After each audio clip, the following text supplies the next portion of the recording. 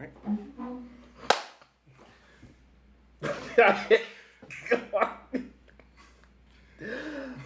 Okay,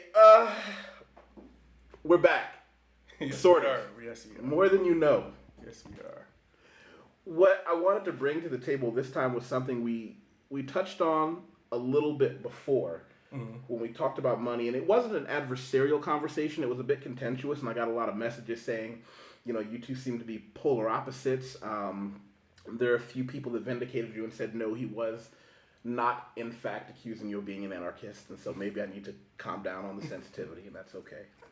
But we talked a lot about money, and one of the things on my YouTube channel I like to talk about, I expanded just from talking about cryptocurrency and Bitcoin to talking about money in general, because that's something I had a lot of experience with in my years as a financial professional, then moving into a business owner. For people who have not seen the other video, you can watch that video before or after this one, because Jeremy is an economist, very well. Please give him the short and dirty. Well, enough known in the Caribbean, the English-speaking He's Caribbean. being modest. In the English-speaking Caribbean, something I love to do or to focus on is the fact that our economies need to be more welded together. I speak a lot about developmental economics, monetary economics, but my true passion is always financial economics.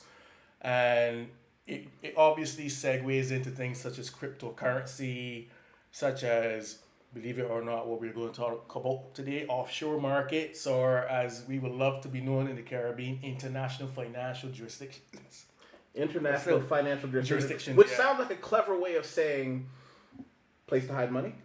Well, if you want to encapsulate it as that, because hiding might be the affirmative word there. Some persons might just want to use it just to manage their tax bill, as most people would love to do.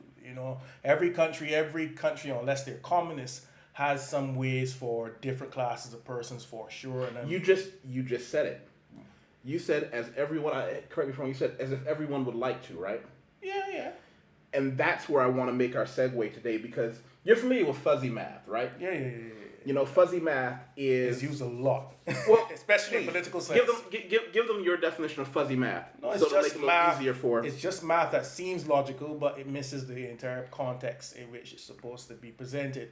So, case in point, I can easily say that 1 + 1 is 2, but we also know that 0.9 plus 0.9 can be 2 as well. So if it is that as a or even 0.6 plus 0.6 can also be equal to 2 once you round it up. The point being is that if in some kind of context that 0.6 is something that is tangible, that is, you could divide things up into 0.6s, then it makes no sense rounding up to make a point. That is one of the most basic equivalents to what we would call fuzzy math. So I'm going to use a term that's related to fuzzy math. If I'm not the first person to say this, please correct me in the comments. I'm going to call it a scruffy thesis. Despite the luxuriousness of my mustache, I didn't get to the barber today, so I'm a little bit scruffy.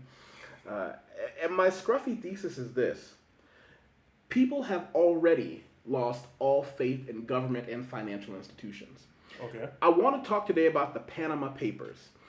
In layman's terms, the Panama Papers were a giant expose that received not nearly enough attention in the United States. Feel free to Google it. I'll leave some links in the comment section. The Panama Papers exposed how essentially all of the wealthiest people in the world, regardless of country, regardless of nationality, regardless of ethnicity, regardless of political affiliation, without exception, found ways to hide their money. Right. They found ways to avoid taxation, and they did something that haves have done forever. Right. My work with money really justified the belief that I believe only one group of people pay taxes and pay taxes fairly. Right. That's the average working class chump like me and you. Right. The rich, well, they pay people as they paid me in my former career. Right. To show them legal ways to not pay taxes. Right. The poor don't have enough to pay taxes. Right. Yet, now we have a situation, and this directly relates to cryptocurrency, where the average chump who only makes, I don't know, whatever middle class is, whatever below middle class is where you are, can find a way to hide his money as effectively as a billionaire, because he doesn't have to be a billionaire to understand that Bitcoin and cryptocurrency, if you educate yourself on it, is a way to do it. And this is where I hope I'm wrong. But whereas before you believe that, we need to have more faith, and that lack of faith, as some people have said to me, could lead to the downfall of economic systems, I believe it's already too late. I believe in 2020, basically, that we've already jumped the shark. We've already passed that point of no return where anyone has any faith. Because every day, no matter who you are, no matter what country you're looking at this in, you can go to your newspaper, you can go online and find someone that you voted for cheats consistently. And that the days of the myth of the average working person being able to simply squirrel away some cash and put it away and hope for a better future in a world where every government is looking for ways to make sure you get less bank-wise, get less out of your economy, those days are gone, if they ever existed, because maybe, and this is where I'm going to shut up and concede to you, because maybe those days never existed, but maybe the internet now allows us to actually see that there is no magician. When you pull the curtain back, it's just an old man with an abacus sitting on a pile of gold convincing you that he's a dragon. All right. I like that last definition, but let me put it to you this way. We agree fundamentally that, well, in one way, we agree that that societies at large are not trusting their governments, and it's becoming more and more self-evident, and that technology has also allowed for a proliferation of persons to just come out, be heard, air their concerns, storm Area 51 apparently. Wait, storm you? What? That is something that's happening right now. People are actually trying to get together to storm Area 51. Average people in the U.S. right now. So that's probably the most interesting example. But nonetheless, it comes from a general place where people feel empowered to display their angst against the government. Technology has allowed for that. Technology has provided the means through which people can do so. But I would even, no, this is where we separate. I would say that distrust has always fundamentally been there. Okay. That's why revolutions have started, except it wouldn't happen or precipitate as quickly because technology has allowed human beings to communicate much more effectively over shorter periods of time, to communicate, to discuss, to communicate without intermediaries such as government filtering their words, except for China and North Korea and Russia to a lesser extent. And as I said in the past, even China found they couldn't stop cryptocurrency. Right. So nonetheless, I, however, believe that because fundamentally there would always be class struggle. This is where a little bit of Marxism that I agree with stays true. Ooh, he said Marxism. I didn't say communism. Make sure it was very clear for your audience. Okay, well, fine. Wait. Let's. Where do they diverge? Just so no one can say they didn't understand, because there's somewhere in the world there is some idiot who will intentionally misrepresent what you said. Give us classical communism and where Marxism breaks away from that and how you believe. Well, I will have to define it in my own terms because my sociology sucks. But in terms of Marxism, it isn't about the power of the state, but rather that people share. There isn't a strong thing that says the government must do everything. The government must be the be all and end all. With respect to socialism, from what I understand, it's always been the case where you want it to be centrally planned, that the government, there's no ownership, there's no title, but Marxism speaks more to equality and less so about ownership. So I can own in a Marxist system. In a socialist system, it's hard for me to own. So then you begin to diverge and flex. You can check me on it, that's how I understand it. But how I understand democratic socialism, because where I come from, democratic socialism is a thing. And you don't truly own land in a democratic socialist society. Maybe Marxism is even more complex than that. Would you subscribe to from each according to his ability, to each according to his need? Yeah. Sounds almost capitalist too, but well, that's a Karl Marx. But nonetheless, I believe that that speaks to ownership. I don't mind ownership, especially if it's done on the grounds of egalitarianism, right? But nonetheless... Wait, egalitarian meaning... Meaning that if you deserve it, you are given. So is it reasonable to say that if I am a manufacturer of goods or a laborer, and my skill set is greater than my neighbor's, I should get more stuff than my neighbor? You should be rewarded. But then there's a lot of people who are not fairly rewarded, a lot of working class people. So the system is not egalitarian. All right, so equality is different to egalitarian in many complex systems. But nonetheless, with respect to Marxism and social democratic socialism, the Caribbean, for the most part, or most former crown colonies, are actually democratic socialists. For instance, the government can just come and take up your land, just like that, right? And it's happening right now. There's a case study going on where I'm from. Furthermore, I think there's a legal term for it that is not coming to eminent domain? Eminent domain, right? So eminent domain is easily established. And now also further to that is the fact that all the lands in the Caribbean are either formerly crown lands or you are owning at the pleasure of Her Majesty the Queen. So there's no... So despite you're selling me a piece of property and by giving you money for that property, fair market value, at any point, the Queen or Crown can say, I like your property, I'd like to raise my pets there. Yep. Now you leave. Without paying you fair market value for it. And you hate when governments in the region deal with eminent domain. It actually is very messy. There's a big case going on right now in my island with respect to this. But nonetheless, and I don't really want to go into it since it's not finalized. But it really do you represent either side of this argument? No. Then go into it. It's in courts. I don't comment on nothing fully that hasn't. But you have no vested interest in who wins or loses, so why not comment? No, but my words tend to travel. That's the problem, and it could become politicized. Some random party might just say, okay, he's making a point about this particular case in depth. Let's use that as a thing. That's happened to me before. You mean someone has taken your words before something and taken that happened last election.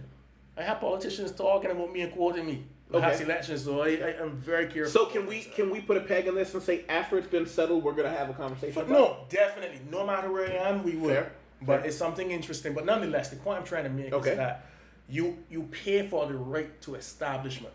Okay. So you don't truly own that land, in democratic socialism. You don't truly own it. What you do is that it's recognized by the state that you have a right to establish, or at least a right to settle. Does that right extend to your children when you die? If you have a kid, yeah. Inheritance. That once it's in the will, once the will goes up to probate, that is for public record, then by all means, inheritance is easy where it comes from. Okay. Right. It's not messy. There's no inheritance taxes. Okay. Another reason white people would want to probably be residents of Barbados as well. He was bragging that Barbados is one of those places that people are scrambling to try to become a citizen of, and his country staunchly puts up a wall and says, no. You're not going to exploit our passport. I'm not bragging because I'm actually very much regional. I believe Barbados should have an open borders policy because I actually believe that Barbados should have an open borders policy. I actually believe it. Okay. And for the kind of plans that this government and the last government had, it is not sufficient to have just 300,000 people executing them. We are in the age of technology, but there's always this rule that we have in the Caribbean, or not in the Caribbean, from an economics point of view, that says, if people are slow to uptake technology, then the resulting growth would be staggered over a longer period of time. But uptaking technology or using technology, and I may be familiar with that adage, I've heard it said that any man who refuses to use the most current technology, whether he likes it or not, will lose to a man of lesser ability who simply does. Agreed. But uptaking that technology doesn't mean letting people into your country, does it? No. I'm trying to juxtapose two issues. I'm saying, in the event that you are not looking at technology as a way to advance your country's agenda, you have to use labor to advance that country's agenda. Okay. And we are trying to go into new industries because the sun, sea, and sand is a dying proposition for the Caribbean, with the exception of Dominican Republic, believe it or not, and Jamaica and Cuba. Every other country, sun, sea, and sand doesn't cut it anymore. It's not enough to feed us as net importers, right? So, sun, sea, and sand, if I'm not mistaken, is just a clever way of saying tourism. Tourism for beaches. Because that's what they sell, sun, sea, and sand. Right, so thank you. Right, I keep forgetting. But nonetheless, it makes no sense from a competitive point of view.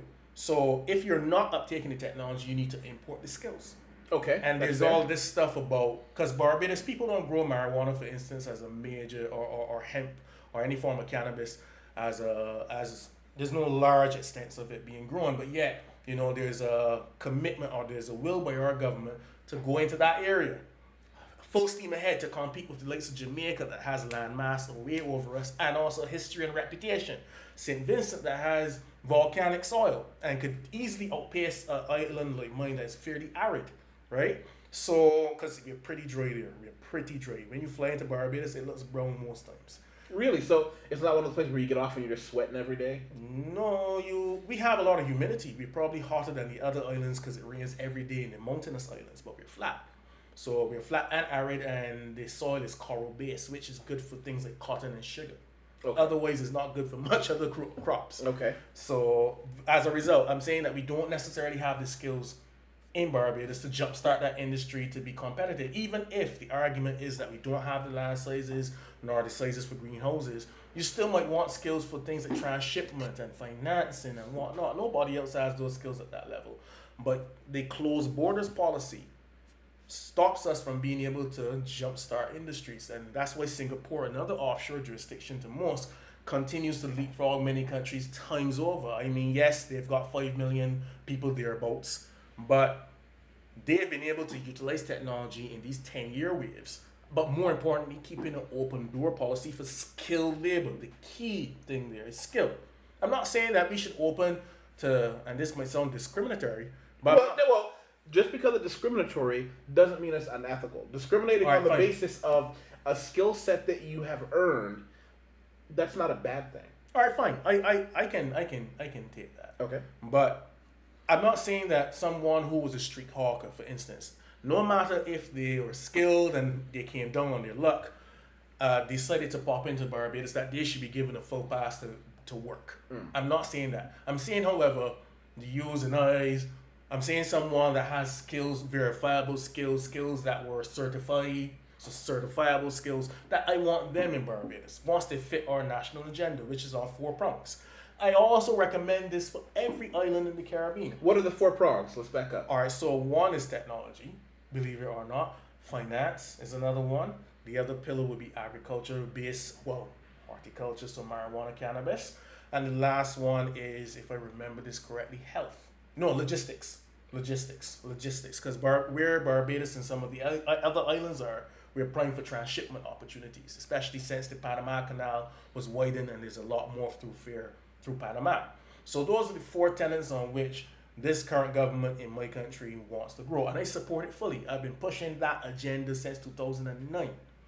And I'm glad that they are talking about it at least. But the main problem is slow uptaping technology, and you haven't even begun seriously to do open borders because of a xenophobic culture that we generally have as Bajans. And I would say, in defense of people who I haven't even visited yet, when you come from a small island nation, that xenophobia may have been the result of not wanting to see your culture washed away, as so many others have. Because, once you start letting particular European framework into your society, they have a way of bringing in, the good things as well as a lot of the bad things. Take Brazil, for example. When Brazil went on the upswing, nobody realized that when Brazil's economic upswing happened a few years back, and then it went down and it's going back up again, but it didn't just bring the money, it brought the KFCs, the McDonald's, and Brazilians are getting fatter. So now their health system is dealing with things that, for a country where you can go out and get a roasted chicken, a pile of vegetables, and fruit that I can't even name for pennies, yet people are spending 10 times as much for a regular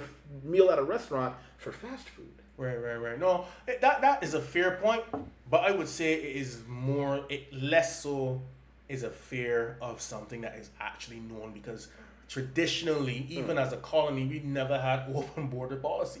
We were part of a federation which almost turned the English-speaking Caribbean into like a United States. It was called the West Indies Federation. That lasted in the 1950s to the very early 1960s. Jamaica basically wanted independence from Britain and utilized fear or xenophobia of the smaller island people from poor nations moving into Jamaica. They wanted to get away from the crown. Yeah. But they didn't want to side with the other islands? No. Jamaica, that's why I kept telling you. Remember I told you that when I saw Trump's campaign, it was like I saw this all the time my entire life. The way Trump has run his campaign is very similar to how West Indian politicians and popular politicians, because politics in Caribbean is all about populism. It is all about populism. Every English-speaking island, I can assert. Populism is a word we throw around a lot. Can you give them what populism is? No, it's just about going. It has nothing to do with the issues. It's just about trying to be popular, nothing more. You're trying to win over certain groups based on their own fears and their own fancies. That's a very broad definition as far as I'm concerned for populism. So it's very fear-based. So if generally people are, it's not a real issue, but concerned about immigration, then you make that the topical issue of the day, but it's not really an issue. So in the Caribbean, a lot of it is about selling a personality. And so you get this issue, and I told you about this, where politicians are mismatched for their roles. So with respect to Jamaica, the great, I will admit this before any of my Jamaican brethren cut my throat, because politics in Jamaica is a serious thing, right? But I would admit this. He was speaking in metaphor. He didn't mean they would kill him. Yeah, metaphorically. But metaphorically, I'm very clear on that.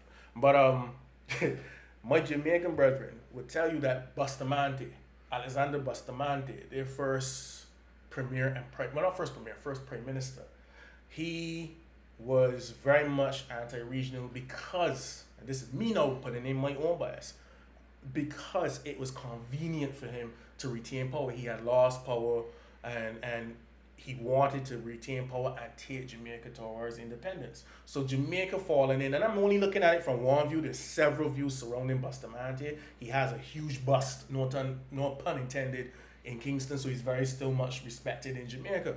But he managed to break down the Federation. And with that, the ideal of having islands and populations moving around within that small space. Because it was convenient for Jamaica, and he took Jamaica towards independence, but it was in exchange for isolating the other countries surrounding. And if Jamaica left, because Jamaica was at one point a much healthier economy than the United States of America. One Jamaican dollar was equal to one US. Let me be clear. When you said in exchange, I thought it was two separate issues. We want to separate from the crown, and we don't want to be a part of the other islands. It had to be a trade-off. There was a trade-off.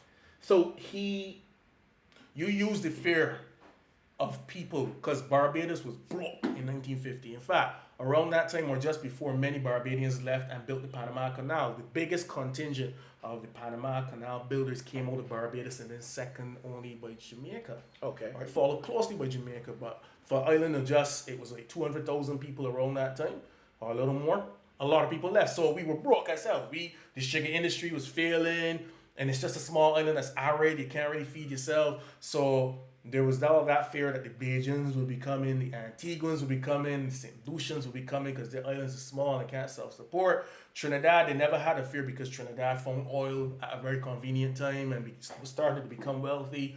So there was this big fear, and he used that energy to get back into office, and as a result was able to push the independence agenda. If not, chances were that Jamaica might have become independent even after the likes of Barbados. So Jamaica became independent, I think, in 1960. Barbados was 1966. Guyana was 1966. Trinidad, I think, was 1963. I remember reading about this period because it was when the world started to shed its colonies. A lot of colonizers had to shed their colonies. They couldn't afford it. They couldn't afford it anymore. And also, what had to happen as part of the reparations, not that there can ever be full reparations. No, not even nearly. How you end up with so many people in the UK who were formal colonial, are they subjects? Or how do you say that? You just call them subjects. Subjects, yeah. Who, as part of their reparations, now have access to the education and financial systems of the people who were once their colonizers. Well, preferred, I should say, because it's not. It isn't certainly it is not affordable, because you pay rates that are above what an EU citizen would pay.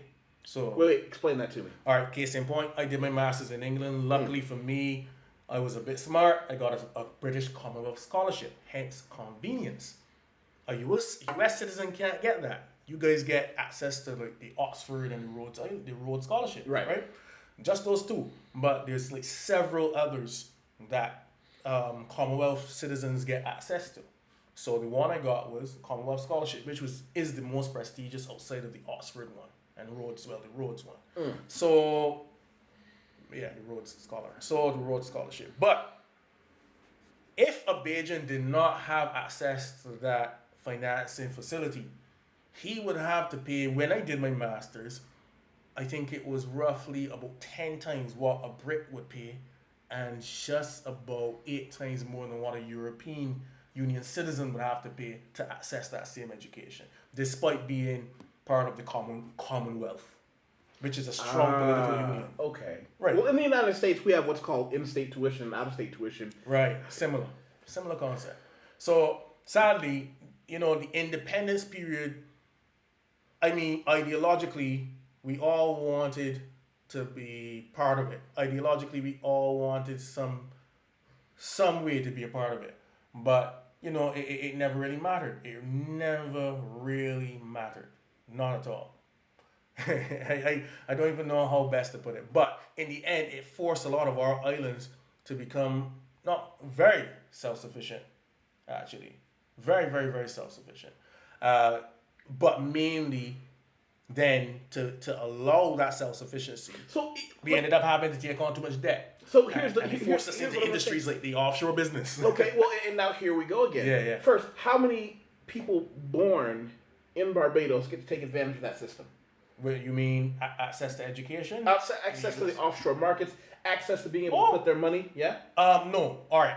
So by definition, most jurisdictions, I think Cayman is a bit more relaxed, but Cayman is still very much a territory or overseas territory, which is a rank above colony. A bit more self-governance, really. So Cayman, I think Bermuda has a bit of a relaxed nature with respect to this. But with respect to using services, you can't use the services. And that's where I keep coming back to why is it that we're depending on financial systems that are specifically designed to only be accessible, regardless of border, except for the people who actually provide those services. Why do we have It's a little bit cloudier than that. It's a little more. It's far. Here's the thing.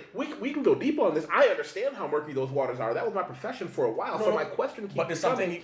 Should there be any faith in anyone's government other than for the fundamental needs that are paid for by the taxes when I purchase things like my computer? Right. So what I'm trying to tell you, in each jurisdiction, the kinds of services are not necessarily. All right, the average citizen can actually set up an offshore business and participate. The average citizen cannot receive the services of those offshore jurisdictions. Luckily, and this happened by happenstance, really, by chance, where the OECD, of which the mighty United States of America pushes their agenda strongly, has been trying to tell offshore jurisdictions, well, look, you need to ensure that there's no clear separation between what is offered, so-called offshore, right? And so you call it ring fencing, and what is offered onshore. In other words, accessibility should be key in terms of this thing. There are a few of our jurisdictions that were forced to become compliant, which to me is actually beneficial. So, as I was telling you at the end of the last video, and telling you on occasion, this is why tax rates in Barbados fell in the corporate end. So there's no difference between what a corporation in Barbados pays in terms of taxes and what an offshore company pays now, because we're OECD compliant. We're beginning to deal with the ring fencing issue. And further to that, services that offshore companies provide can be accessible to locals.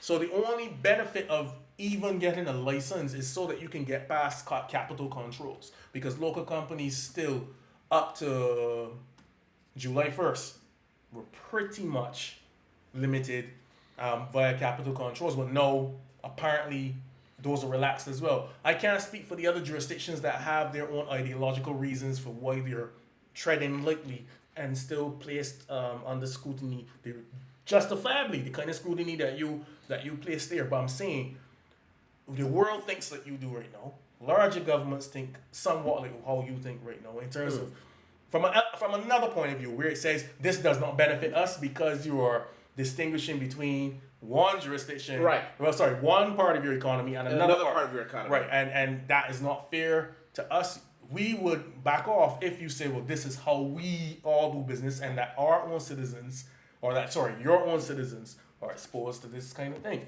So I actually think that Barbados, being the first small island state that has an offshore industry to become fully compliant, allows it to let its citizens benefit from tax. So all of a sudden, my tax rate, because as I told you, I pay a nasty 40%, and nasty. That sounds 40%. like about what a lot of my Brazilian clients pay. Yeah, I paid a nasty 40%, but the OECD came and said, you need to drop those tax rates.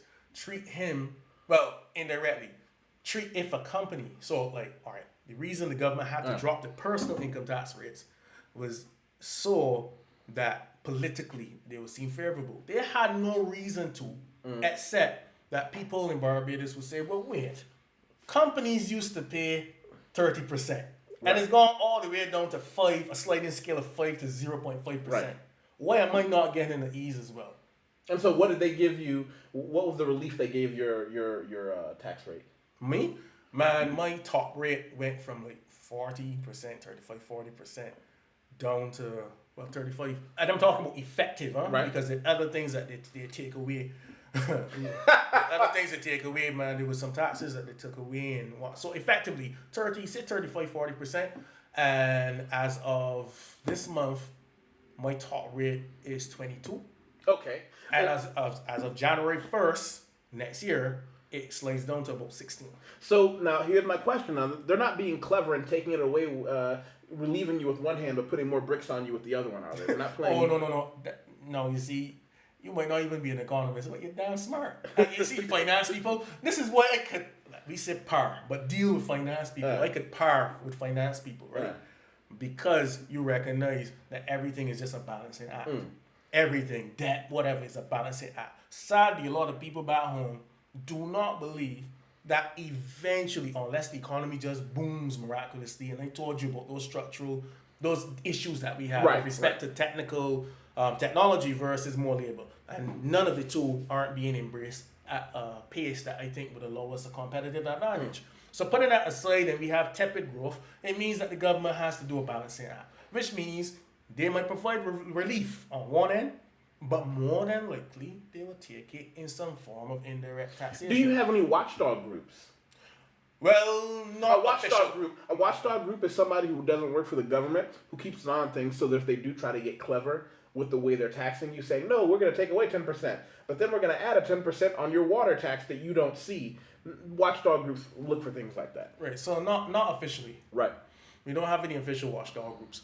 What I will say is that we have some special interest groups, well, not special interests.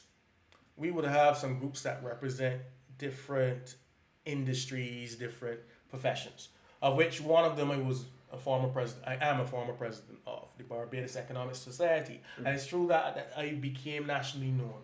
And the thing was, I spoke quite openly, the group spoke quite openly about the economic misgivings that our government was placing us under. I mean, we were really messed up a few years back. So here's where I'm going to keep coming back to, as far as, and this does loosely relate to the Panama Papers when I talk about how anyone who is quote unquote a have has never played by the rules.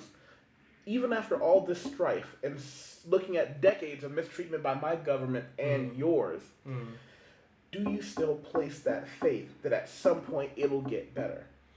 I don't think it needs to get better. I think I don't believe in getting better. I believe in holding things constant. In other words, I believe class warfare will always happen. I believe once you have tenets of society, which would be households, businesses, and governments, that all three would always be in conflict. What I would hope doesn't happen is that one overtakes the other. But all three have to live as a tripartite. This is why I believe in social partnerships, for instance, which is something that Barbados, with respect to the English-speaking Caribbean, was a leader in, where government cannot, if it want, but it can. Legally it can, but if the government wants to actually seem as though it's for the people, government cannot make any major decisions without consulting the social partnership, which includes religion, which includes education, which includes trade unions, which includes private sector businesses and special interest groups. They all convene before any major decision is made with respect to legislation that has overarching impacts. No major decision is made. No bill is pushed through Parliament, given this new government's stance, before these five tenets, and it's five broad tenets really, meet. So they meet quarterly, the social partnership meeting. The last government, to their sins, and they had a strange ideology, always thought that the social partnership was there to antagonize them and only held social partnership meetings very early in their 10-year term. But then coming on near the end, I think honestly for political expediency, decided to start including them again. But for 6 out of those 10 years that they were in power, 2 terms, because we have 5-year terms, they hardly involved it. So I would have thought, the government must be too powerful. I want to tell you what I see from my end. You and I have traveled a lot of different places. I'm seeing more and more people everywhere from YouTube to the internet to just having conversations with friends, seeing more of a holistic view of the world and seeing how things really work and realizing it's not your imagination. They really are out to get you. What I say, just because you're paranoid doesn't mean they're really not out to get you. And what I'm seeing is, in the past we use terms like capital flight. Right. Capital flight meaning you're in a country, but you realize your money doesn't do much in your country, so you send it someplace else. Right. But I'm also seeing brain drain. Oh yeah. Brain drain is what happens when you have someone who's good at something, but realizes where I live doesn't make me any money for my skill set, so I'm going to go someplace and take my skill set out. And I don't mean brain drain, with respect to people who are retail workers, this is not a slight against you, it's just a differentiation. If I am a retail worker at the mall or the cinema and I'm selling computers, I don't have a skill that I can just call up my friends in another country and say, right, here's my resume, my CV, find me a job and I'll move there. However, if you're an engineer for a computer, and you find out, well, wait a minute, if I'm engineering computers in my country, but I can make 10 times the salary overseas, even factoring in the taxes, I can go. What I see now is when you stack up all the economic woes and uncertainties in a lot of other places, Brazil, where I am now, is becoming one of those places, and it has been quietly for a while, where a lot of people are saying, you know what, why don't I take what I do and go someplace else? In the past, I have friends that, I don't know if it's a cool term anymore, they're digital nomads. People who learned how to do my job, and this is, stop commercial time. I'm an editor, proofreader, copywriter. I do ghostwriting. I do editing for magazines, books. If you have a website, a book, a magazine, contract that you either need translated into university level English, or if you need something done in university level English professionally, I'm the person you contact. I don't have any revenue coming in through YouTube or Google or any of that nonsense. Contact me directly. My team is here for you. So what I would say is that you're finding people more and more often, whereas when I started traveling, it was considered an exotic pursuit. I know people directly leaving university with no intention of staying in the United States. Saying, why am I going to stay here when I'm looking at my friend who works for a Fortune 100 company who is making $100,000 a year, but after taxes and living expenses is living poorer than we did in university. Why don't I go to another country? And then, everything is a cycle. Again, we established there's a balancing act. If the United States thinks that it cannot afford, or rather that its tax yield or tax intake is falling, debt is rising over there. The prominence of China threatens the prominence of the US dollar every day that the US runs a deficit, as far as I'm concerned, and that claiming deficit. So here's the problem. Eventually it's going to come to a place or time where the political class will be able to stop that. Or manage it is probably better. As much as these people are leaving, it's just a matter of time before Congress makes it an issue. It becomes a popular issue. Outside of AOC talking about the environment. Well, AOC, you gotta. I keep assuming that you're. No, well, they are Americans, but not everybody follows politics. Alexandria something Cortez. Alexandria Ocasio-Cortez. Yes. She often called AOC. She's an American politician. Go ahead. So AOC also, I'm not saying she's a populist or that she's controversial. She's very liberal with respect to certain issues. But she tackles what I figure are long-term pertinent issues. Now, I'm saying that maybe one of those long-term pertinent issues is brain drain in the U.S. eventually. And I wouldn't be surprised that someone, not saying her in particular, but a politician, because she's young, some politician who in 20 years wants to make a name for himself and says, well, you know what, American citizens, we need to appeal to you somewhere. What's the way to do it? Oh, we can lower tax rates, but we're going to put certain restrictions on you if you come back. Some similar to like Trump trying to retain corporate interests that would have moved south to Mexico to do manufacturing and eastwards to Malaysia. Well, even now, you can Google this. There have been several articles written about Americans balancing their tax load compared to, and this is something I've talked about on this channel a lot, their student debt combined with their tax load. You have people still in their 20s doing the math and saying, I'm better off absconding, or rather packing all my stuff, getting a one-way ticket to someplace else. Yeah. And just never coming back. And then that's short term, but then I wonder about the retirement. That, depending on the country you go to, Social Security is going to be an issue. Some persons like to have it both ways, where I am not affixed to the United States of America. The United States of America, however, its financial markets are pretty accessible, not the banking ones, but definitely stocks and whatnot. Right. So I can probably have a retirement plan in US dollars that is hosted or at least traded. Yeah, but here's the thing, though. That access to information, one of the things that I learned very, very quickly, even working as a financial professional, that made it easier for me to work with my clients. Right. I could sit down with them and show them things that made it easier for the average layperson to understand. I would tell them, I'm not your only means to retirement. Let me show you how to put a few things away in other ways that are going to help you.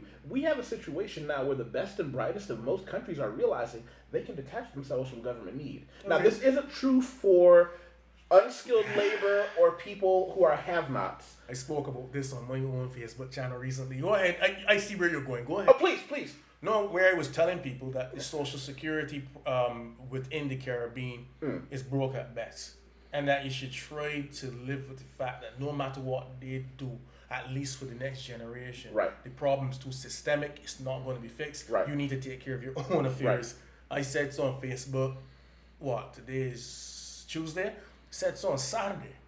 On Saturday, I had a Facebook Live and I spoke about that because the Minister of Labor, who has oversight for our Social Security system, came out and said pension payments will be later than expected. And I was like, but why are you guys not listening? Because I said years and years and years, it's only going to get worse given the investment strategy by our Social Security system. So you just said something, though. You just said something a second ago. Right. You said we know it's not going to be there for the next generation because there are a lot of people who suspect the United States system is going the same way. No, it is. If you know that it's not going to be there, and we already know the government likes to play a game of silly buggers with their hands saying, I'm going to relieve you of debt one way, give it to you another way. Right. What happens if people start doing it the other way, saying, well, I can't avoid paying taxes out of my salary, but I'm going to find other ways to not pay taxes here because I know that the government won't be there when my beard is gray. No, I agree. So how do you contend with someone who comes to you and says, you, as an economist, an educated man, a worldly man, if you can look me in the eye and say, I know the government won't be there for me regardless of how hard I work and how honest I am, can you tell that man that he should still contribute to the system? I would say yes and no. And here we go. Yes and no. It's yes and no. You should consider politics. No, but I am an economist, and economists always say, on the other hand, there's always a flip side to an argument, and something I was trained in very young. But I would say yes and no because I actually think one can actually suffice the other. Now, for me, I do whatever I do personally for the benefit of society. I take no government contracts. I've stopped doing that simply to establish independence. Now, why am I saying this? I believe that every person should try to maintain their own financial health with a mind of community. That is your fellow man, and not necessarily for the benefit of I don't think those two can sit hand in hand. You can't say your financial health and in mind with the community because my neighbor may not be able to contribute as well. Well, I agree, but I'm not saying that you should have to pay for your neighbor. Okay. I'm not saying that. I'm not saying that. I'm saying, however, if a community strives, then everybody pays for that neighbor collectively, and each person doesn't have to have their own, have a significant drain on their own resources to take care of that person. This is why, you see, and funnily, we're going off script here, but this is... Were we ever on script? We are, in a sense, you're building towards why the Panama Papers is an issue. Okay. But nonetheless, this comes down to things like health, like healthcare systems. The fact that there's still a lot of Americans that believe that healthcare should be private. And to me, that makes little sense. I come from a country where, as part of democratic socialism, we have a public healthcare system that, yes, it reeks. But then I've seen examples of public healthcare systems that work that are not that big a drain on said economy. Canada is a perfect example. The Nordic region. The UK, if they could unpoliticize it, would have a good, via the NHS, National Health Service. Thank you. Right? National Health Service in England. They could have a good one. Australia is pretty good as well. New Zealand has a pretty one. Like, a lot of countries recognize that healthcare is a societal problem. Yes. Right? Yes. One of the things I talk about all the time is coming from the United States.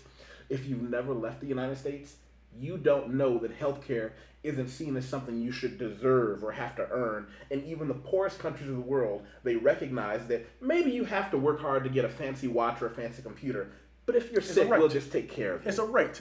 It's a basic human right, like water, access to clean water. I've said this on other shows with other people. I've said it on mine. I have friends that'll say, hey, Watt, I'm coming down to Brazil for a week. We're going to have a good time. We're going to go listen to some great music. And I say, yeah. I'm going to arrive Friday night. I'm going to leave Friday morning. And I said, yeah. And they said, what's the first thing we're going to do Saturday? I said, we're getting up at 7 a.m. They say, 7 a.m.? Wow, okay, why? We're going to the doctor. And they say, wait, that doesn't make any sense. I said, when's the last time you had a checkup? Because we as men, generally, we don't do checkups. I said, right. Tell me, how often do you go to the doctor? Well, my company gives me an annual exam. Right. Well, when was the last time you went and just got a full body checkup on your own just to make sure nothing is wrong? Oh, well, that's pretty expensive. Well, what if I told you for less than 100 USD, I can take you down to my private clinic, private as in it's open to the public, it's just not run by the government. You can have a doctor give you every test and examination, everything from flashlight up both ends, and another meeting before you leave to make sure you can read all your results. Mm-hmm. They go, wait, for $100? How do the doctors make money? Easy, they make a lot of money. But to them, that's a mind-blowing concept. Mm-hmm. I have friends, I'll tell you a horror story. I have a friend who called me. And when she called me, I immediately knew something was wrong. And I said, are you two okay? Meaning she and her husband. Mm-hmm. And she said, yeah, we're okay. And I'm immediately like, oh my goodness, it's their son. She said, why? I'm so, and this is kind of hard because this hurts me because it's people I know. She said, why? It hurts me so bad to have to try to ask you for something. But the medicine, their son is developmentally disabled. He's special needs. There's a specific classification of medicine that he needs to make his life more bearable. Right. And I think it runs them $700 or $800 US per month. Right. And that's a lot. She said, well, something happened with her part-time job that she had, and they couldn't afford it anymore. And they asked me, can I go to the pharmacy and see if I could get it for them here and put it in the mail for them? Mm-hmm. To have to ask that question broke my heart and told me, like, why are you even... I know people in the United States who, for example, the HIV epidemic in the United States, Brazil is one of the most accomplished countries in eradicating it. Why? They outright stole a patent and said, we're just going to give it away to our people because we're just, if you want to take it to court over, that's fine. The United States eventually dropped it, and I can get the details another time. But when you talk about healthcare, it directly relates to business because people say, well, why is it that when someone becomes an expat or an immigrant who's an American who goes to another country, they do so well? Well, for the first time, I don't have any children I have to worry about, but if I did, this would be an even bigger factor.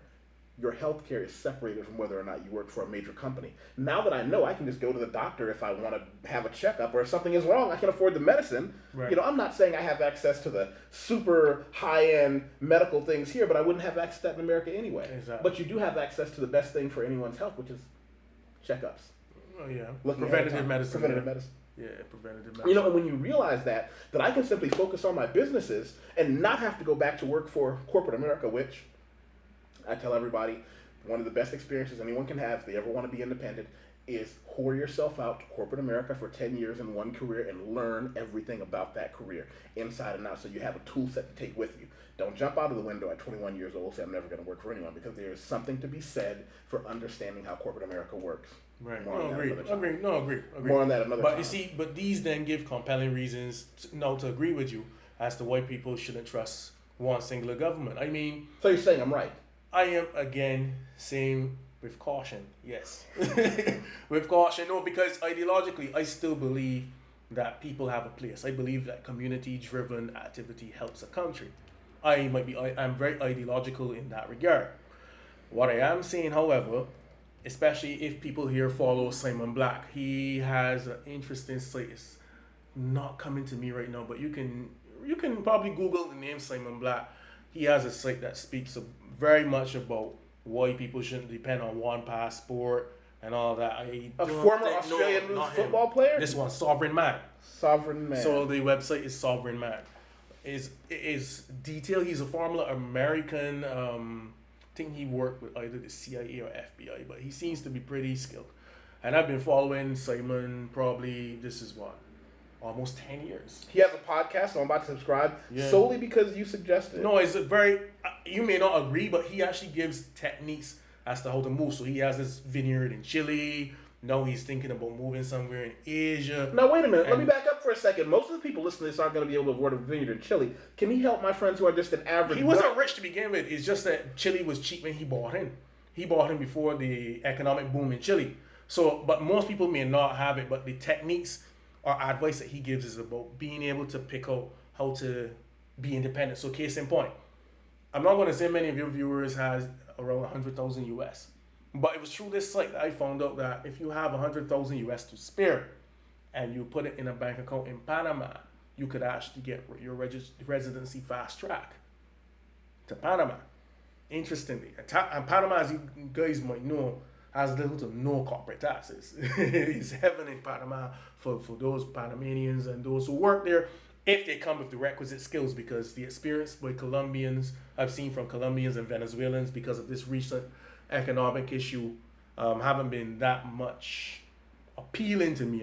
You have to have skills, or Panama is not for you. Speaking Spanish as well is considered one of them. So with respect to the same Panama Papers, generally I respect a person's need or willingness to rid themselves of being attached to a government. I, however, come from the belief that not a government isn't out to get you, but rather the government is never well run. So where it comes from, because it's so community driven and it's so small, the people who are running your government are your friends. Yes, our friends don't. They're accessible. That's the better way to put it. They may want to steal money, allegedly.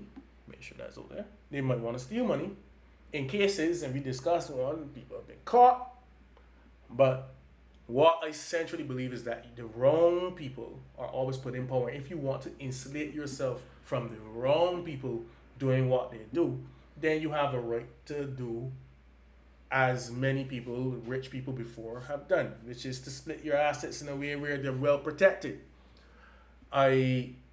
However, in terms of the gist of the Panama Papers, I don't fundamentally see a problem with someone not hiding their wealth, but trying to ensure that they're able to get the best deal for their wealth, regardless of jurisdiction. I fundamentally have no problem. I think you just tried to weasel out of saying... What? No. That sentence, you can't go in both directions with that sentence. How do you mean? I believe that you should be able to put your wealth in the best situation possible. Yeah. Yeah, that's hiding your wealth, but you just said that's not what you're saying. I'm not saying that I'm not talking about hiding my wealth. Because if you declare it... Well, all right. No, this is where... See, culture is such a messed up thing. Barbados, right? You know what a double taxation treaty is? I know what double taxation is. I don't know what a double taxation treaty is. And believe it or not, many Americans do not. So okay. So a double taxation treaty is when two countries establish the rules upon which citizens will be taxed according to whether this citizen from one country, say country A, becomes a resident in country B and establishes residency and business activity from country B. So the United States of America has a double taxation treaty with Barbados. So it says, if an American, because Americans would exploit it. Well, no, let me use Canada as a perfect example. So Canada has had one for hundreds of years with us. There are two levels of taxation treaties. One is called a TIA, so Tax Information Exchange Agreement. But then a more, I guess, perfect example would be a double taxation treaty, which says you not only, with respect to the tax, the TIEA, which says, well, we agree to exchange information on citizens from each country that is doing business in the other country. But the double taxation agreement goes a bit further and says, these are the rates at which citizens will be taxed in my country A. So Canada, Canadians will be taxed this amount if they establish businesses in your country. and you happen to tax them at X amount, which would be the old foreign, the old offshore tax rates. Okay. Right? So basically, Canadians exploited that for years because it effectively lowered their overall tax haul.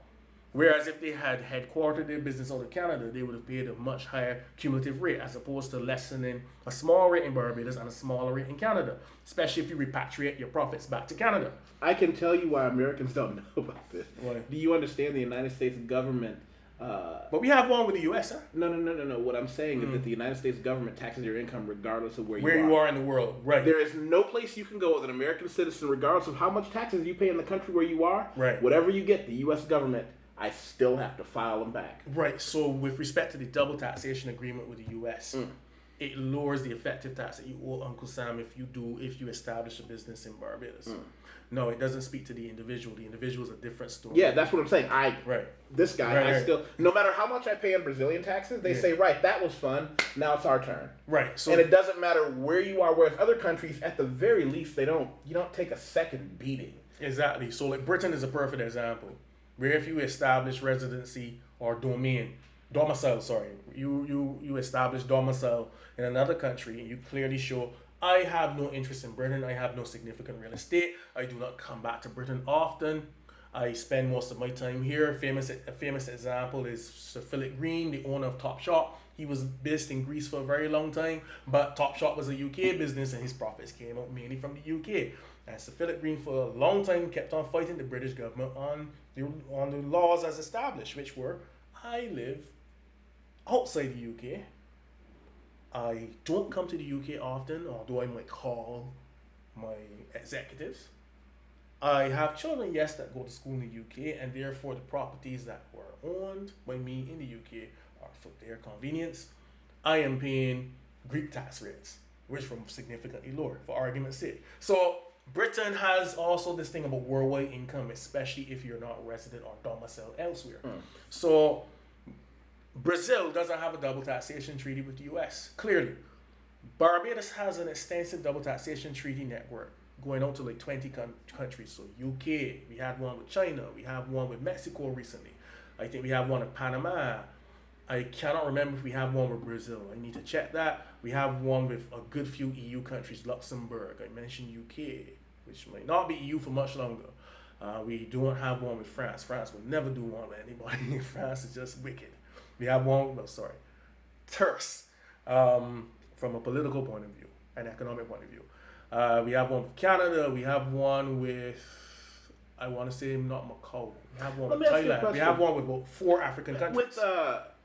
With your extensive knowledge of the Caribbean, sun, sand, and sea. Well, not that part, but go ahead.